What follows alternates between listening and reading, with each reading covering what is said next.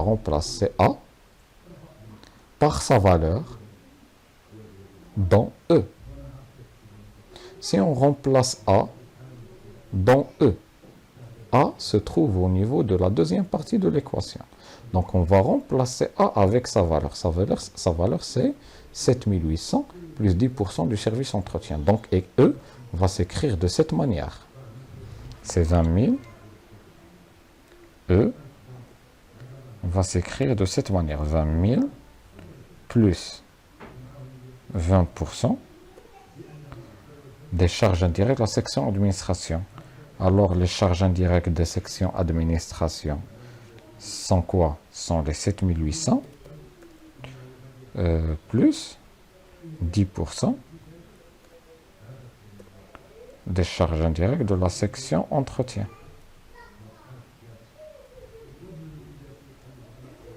Alors donc qu'est-ce que j'ai fait? J'ai remplacé A par sa valeur dans E.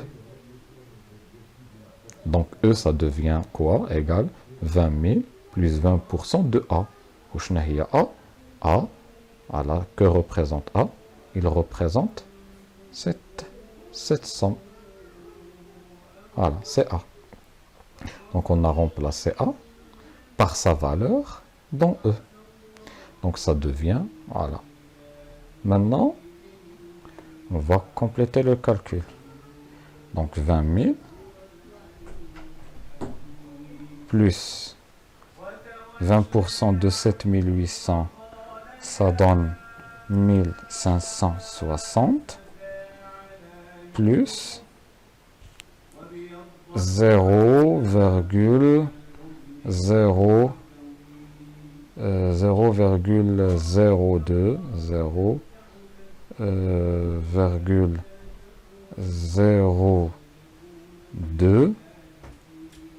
E. Recalculer, vérifier le calcul, s'il vous plaît, je vous donne un. Voilà. Donc ça donne 21 560 plus 0,02 E. On continue.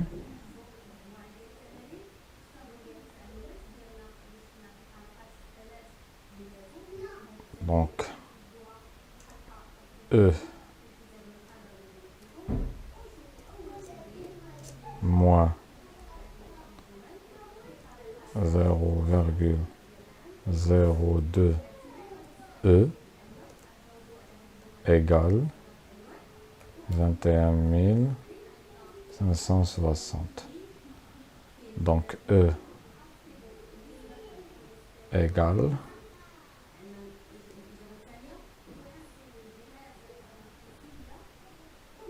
ou 0 E moins 0,02 E, ça devient 0,98 E. E moins 0,02 E, c'est comme si on a fait 1 moins 0,02. Ça donne 0,98 E égale toujours 21 560. Maintenant, E égale 21 560 divisé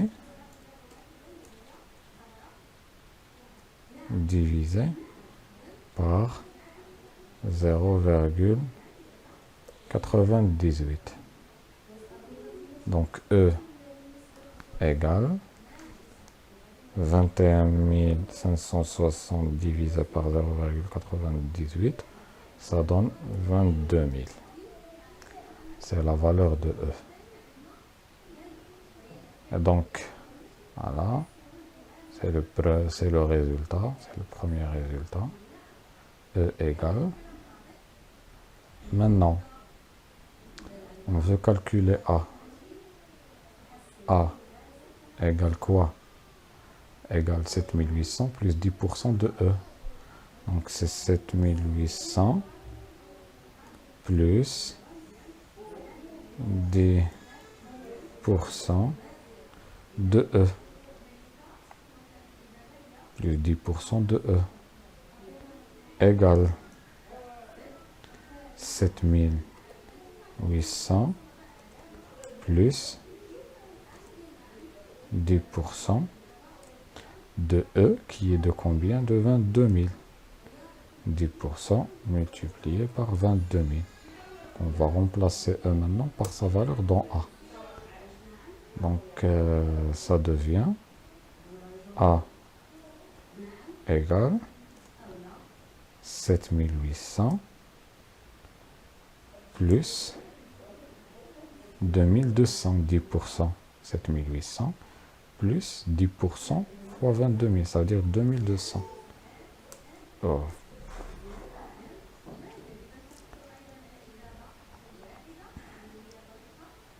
Plus 2200. Donc, A égale 10 000. Voilà.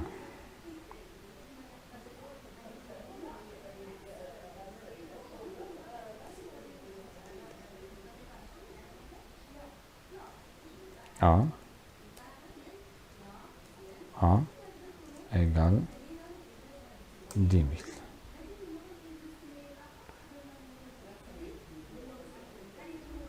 Voilà. Voilà, qu'est-ce qu'on a calculé? On a calculé le montant des charges indirectes de la section entretien et de la section approvisionnement. De cette manière.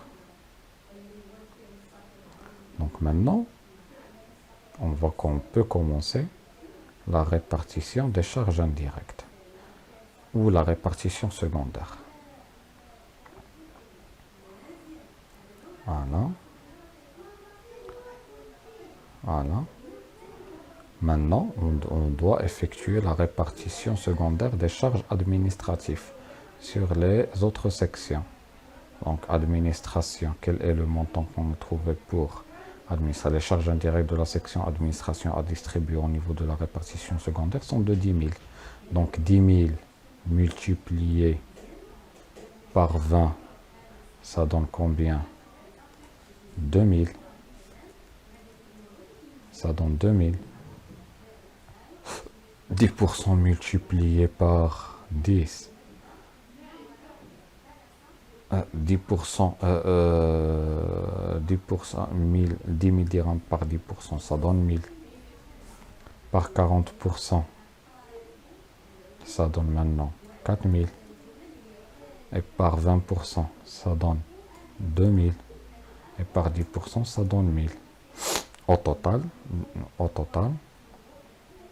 10 000, 3 000, 7 000, 8 000 et 10 000.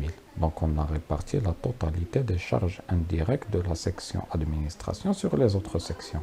Donc quel est le montant qu'on a réparti, les charges indirectes de la section administration qu'on a réparti sur les autres sections? C'est 10 000. Donc maintenant, qu'est-ce qu'on a fait? On a vidé les charges indirectes des sections de la section administration sur les autres sections. Puisque les charges indirectes de la section administration sont vidées dans les autres sections, donc on devra les retrancher. Maintenant, qu'est-ce qu'on va faire? On va répartir les charges indirectes de la section entretien sur les autres sections. Les charges indirectes de la section entretien qu'on a calculées sont 22 000, mais chez 2 000, mais chez 20 000, 22 000. Donc on va répartir 22 000 sur les autres sections, sachant que l'administration consomme 10% des charges indirectes de la section entretien, approvisionnement 10% des charges indirectes de la section entretien, atelier 1 40% des charges indirectes de la section entretien, ainsi de suite. Donc voilà, donc les charges indirectes de la section entretien sont de 22 000, 22 000 fois 10%, ça donne 2200, 2200. 10% des charges indirectes de la section entretien sont consommées par l'approvisionnement, ça veut dire 2200.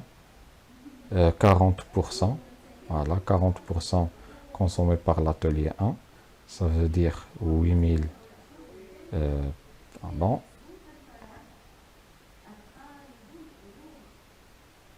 Ça veut dire 8800. Et 40% aussi par l'atelier 2. Ça veut dire 8800. 8800 plus 8800, ça donne 17600. 19600, 19800. 21 800, 22 000. Voilà, donc qu'est-ce qu'on a fait maintenant? Donc on a vidé les charges indirectes de la section entretien sur les autres sections. Puisqu'ils sont vidés dans les autres sections, on devra les retrancher. Qu'est-ce qu'on devra retrancher? On devra retrancher 22 000 parce qu'on a vidé, on a réparti 22 000 comme charge indirecte de la section entretien. Donc on devra retrancher les 22 000 qu'on a retranchés, qu'on a répartis. Maintenant, on peut calculer le total de la répartition secondaire. Le total de la répartition secondaire. Donc après répartition secondaire, 7800 moins 10 000 plus 2200, ça donne 0. Ça donne 0. 20 000 plus 2000, ça donne 22 000, moins 22 000, ça donne 0. 16 000 maintenant, les charges indirectes de la section approvisionnement. 16 480 plus 10 000 plus 2200, ça donne 19 680. 19 680. 29 400 plus 4 000 plus 12 000, ça donne 30 200. 34 200. 42 200. 42 200.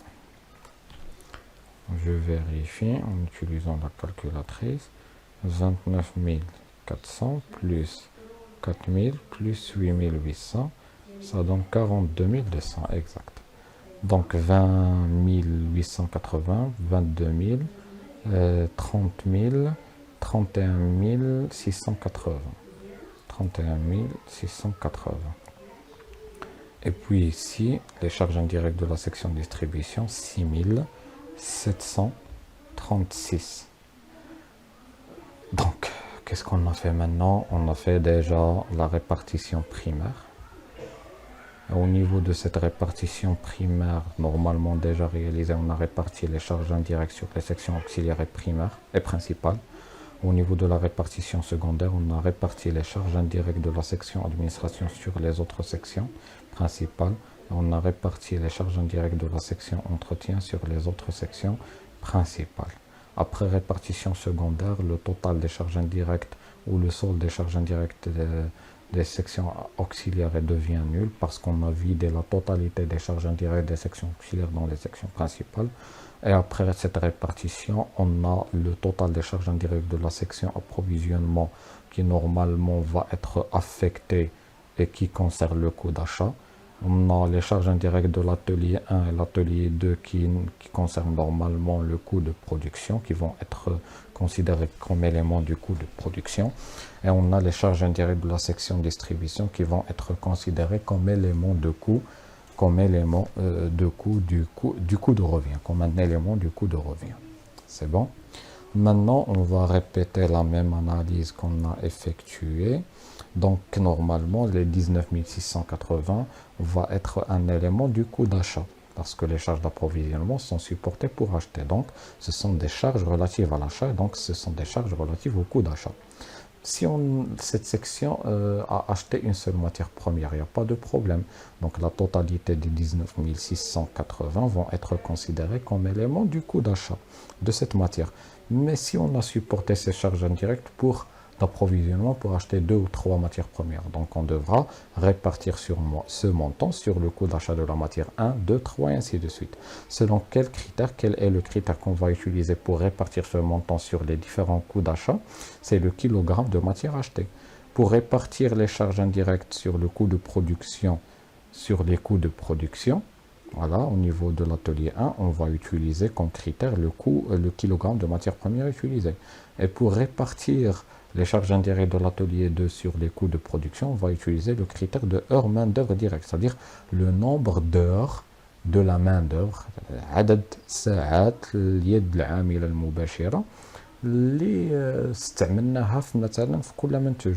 Il a par exemple, l'atelier 2 s'est responsabilisé de produire deux produits. L'atelier 2, il a été responsabilisé de produire par exemple un produit. Un produit, ça veut dire la totalité des heures de main-d'œuvre directe utilisées au niveau de cet atelier ont concerné un seul produit. Par voie de conséquence, la totalité de ces charges indirectes vont être considérées comme élément du coût de production de ce produit. Mais si au niveau de cet atelier 2, on a produit 2 ou 3 produits, ça veut dire que ce montant va être réparti sur le coût de production des 3 produits, parce qu'on va dans ce cas calculer 3 coûts de production. Quel est le critère? C'est le nombre d'heures main-d'œuvre directe. Donc on va calculer, on va déterminer le nombre d'heures main-d'œuvre directe consacrées à la production du produit 1. Et puis on va affecter ces charges indirectes de l'atelier 1 suivant le nombre d'heures main-d'œuvre directe. C'est bon? Et ainsi de suite. Un 100 dirhams de chiffre d'affaires, c'est déjà expliqué, donc on va répartir ce montant selon le nombre de 100 dirhams de chiffre d'affaires réalisé. C'est-à-dire, si on a supporté ce montant pour vendre un seul produit, c'est-à-dire la totalité de ce montant va être comme un élément du coût de revient de ce produit. Okay, si on a supporté ce coût, ces charges pour vendre 2 produits ou 3 produits, ça veut dire on devra les répartir selon quel critère? Selon le nombre de 100 dirhams réalisés pour chaque produit. Si on a vendu par exemple 100 dirhams de produit 1, où là on a réalisé un chiffre d'affaires de 100 dirhams pour le produit 2. On a réalisé un chiffre d'affaires, on a réalisé par exemple un chiffre d'affaires de 100 dirhams de chiffre d'affaires. Donc la distribution, la répartition de ces charges sur les différents coûts de revient va être réalisée suivant le nombre de 100 dirhams de chiffre d'affaires. Maintenant, cherchons dans l'exercice pour déterminer le nombre d'unités d'œuvre. Donc, achat du mois, qu'est-ce qu'on a acheté? On a acheté la matière A pour 3000 kg, à 15 dirhams l'unité, 15 dirhams le kilogramme. On a acheté la matière B pour d'une quantité de 1920 à 20 dirhams le kilogramme. Donc, le critère, c'est kilogrammes de matière achetée. Donc, le nombre de kilogrammes de matière, mais le nombre de kilogrammes de la matière A achetée ou le nombre de kilogrammes de la matière B achetée. Ils nous ont dit que le montant des charges indirectes de la section approvisionnement va être réparti suivant le nombre de kilogrammes de matière achetée. Donc, qu'est-ce qu'on va faire? Donc, c'est 3000. 3000, on a acheté 3000 kg de la matière A. Et combien encore? Et 1920 kg de la matière B. Donc, au total, on a acheté 4920 kg. Donc, le nombre de kilogrammes de matière première achetée, c'est 4920 kg. Kilogrammes de matière première utilisée au niveau de l'atelier 1. Donc, on va chercher au niveau de l'atelier 1 pour déterminer le nombre de kilogrammes de matière première utilisée. Consommation, qu'est-ce qu'on a consommé? On a consommé 2500 kg de A. Et combien encore? 2500 kg de A et 1700 kg de B. C'est ce qu'on a consommé, c'est-à-dire c'est ce qu'on a utilisé. Donc on a utilisé au total 2520 plus 1700, c'est-à-dire on a utilisé 4220. 4220 kg. On a utilisé 4220.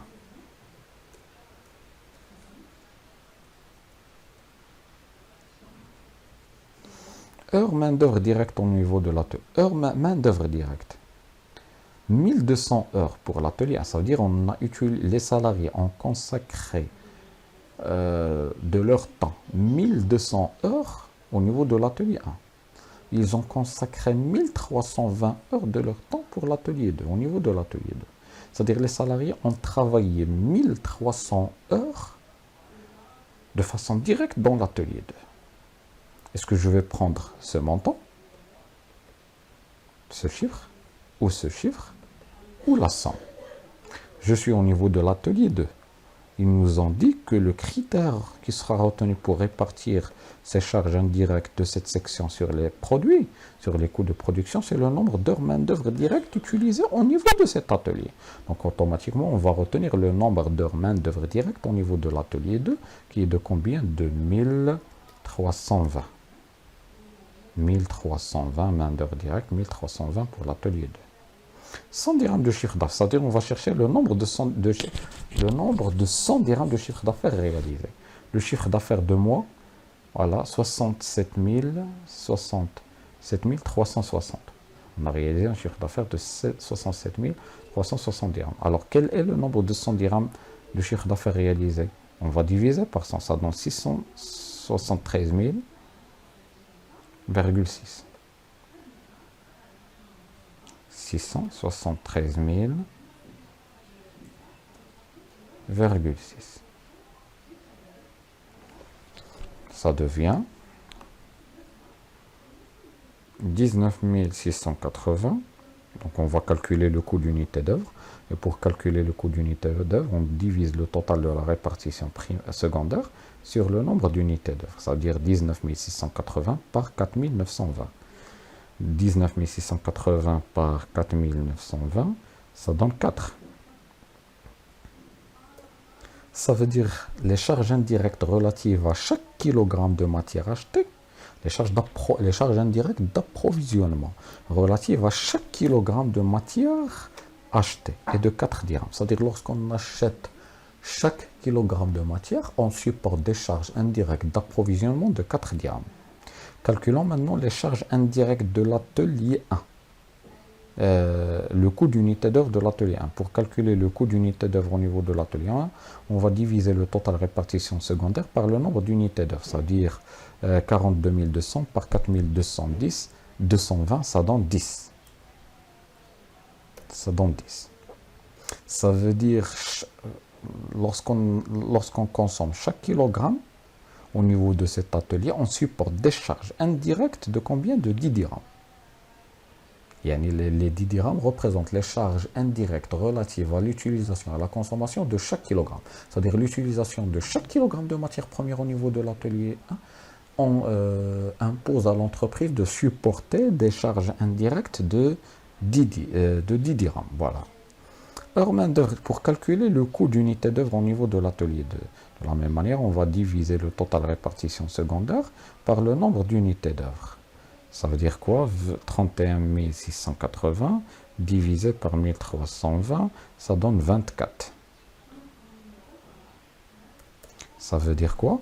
Que chaque heure main-d'œuvre directe réalisée par les salariés au niveau de cet atelier engendre des charges indirectes de 24. Par exemple, si par exemple au niveau de cet atelier 2, on produit deux produits. Le produit A et le produit B. À la fin, à la sortie de l'atelier 2, on produit deux produits, le produit A et le produit B. C'est bon? Et on veut calculer le coût de production du produit A et le coût de production du produit B. C'est bon? Sachant qu'au total, les salariés ont travaillé au niveau de cet atelier pour une durée de 1320 heures. Et que, parmi les 1320 heures, 1000 heures ont été consacrées à la production du produit A. Et 320 heures ont été consacrées à la production du produit B. Donc, pour calculer la partie des charges indirectes de l'atelier 2 qui vont être considérées comme éléments du coût de production du produit A, qu'est-ce qu'on va faire? On va multiplier 1000 par 24, c'est-à-dire le nombre d'heures main-d'œuvre directe qui concerne le produit A par le coût d'unité d'heure, c'est-à-dire par 24. Et pour connaître la partie des charges indirectes qui concerne de l'atelier 2 qui concerne le produit B, qu'est-ce qu'on va faire? On va prendre le nombre d'heures main-d'œuvre directe qui concerne le produit B et le multiplier par 24. C'est bon? La même chose au niveau de la distribution, totale répartition secondaire par le nombre d'unités d'œuvre. Donc ça donne 10 aussi. 6736 divisé par 673,6. Ça donne 10. Ça veut dire l'entreprise supporte des charges de distribution de 100 dirhams, des charges indirectes de distribution de 10 dirhams, pardon, à chaque fois qu'il réalise un chiffre d'affaires de 100 dirhams. Ça veut dire si on réalise un chiffre d'affaires de 100 dirhams pour le produit A, ça veut dire les charges indirectes de distribution qui vont être comme un élément du coût de revient de ce produit A est de 10 dirhams. Et ainsi de suite.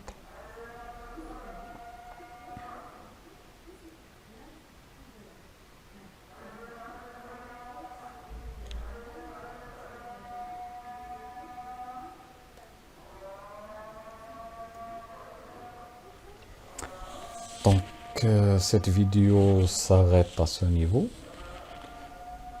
J'espère que vous avez bien compris la leçon d'aujourd'hui. Et je porte à votre connaissance qu'on vient de terminer le chapitre numéro 2 relatif au traitement des charges indirectes. Maintenant, c'est à votre tour de réaliser les exercices et d'assumer votre responsabilité. Pour moi, je vous demande de réaliser l'exercice numéro 2 comme exercice d'application. Aussi l'exercice numéro 3.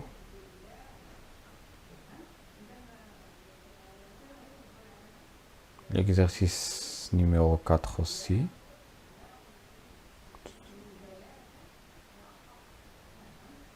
L'exercice numéro 5. Donc c'est la suite des exercices. Donc maintenant vous pouvez les réaliser simplement. Merci de votre attention. La vidéo suivante portera sur l'évaluation des stocks.